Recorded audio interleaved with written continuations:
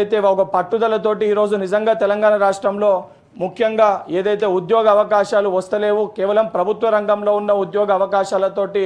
అన్నిటినీ సమస్యల్ని పరిష్కరించను, అన్ఎంప్లాయ్మెంట్ని తక్కువ చేయలేమని చెప్పి పెద్ద ఎత్తున ఈ పెట్టుబడుల్ని తీసుకురావడం వల్ల తెలంగాణ రాష్ట్రం వైపు ఈరోజు తెలంగాణలో ఉన్న యువతనే కాదు ఇతర రాష్ట్రాల్లో ఉన్న యువత కూడా మేము హైదరాబాద్కు వెళ్తే హైదరాబాద్లో మాకు ఉద్యోగ అవకాశాలు కనిపిస్తాయని చెప్పి యావత్ భారతదేశం కూడా ఈరోజు తెలంగాణ వైపు చూసే విధంగా చేస్తున్నందుకు గౌరవ మంత్రి గారికి, గౌరవ ముఖ్యమంత్రి గారికి సభావేదికగా తెలంగాణ రాష్ట్రంలో ఉన్న నిరుద్యోగుల యువకుల పక్షాన వారికి కృతజ్ఞతలు తెలియజేస్తూ ఏదైతే అవన్నీ కూడా ఇక్కడ ల్యాండ్ అయ్యే విధంగా ఏవైతే మనకు అగ్రిమెంట్స్ అయినాయి అవన్నీ కూడా ఇక్కడ ల్యాండ్ అయ్యి ఆ కంపెనీస్ని ఇమీడియట్గా ఏర్పాటు చేస్తే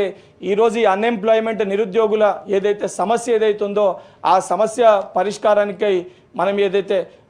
బాటలు వేసిన వాళ్ళం అవుతాము. ఎందుకంటే లాస్ట్ 10 yearsగా ఈ సమస్య పేరుకపోయి ఈరోజు తెలంగాణ రాష్ట్రంలో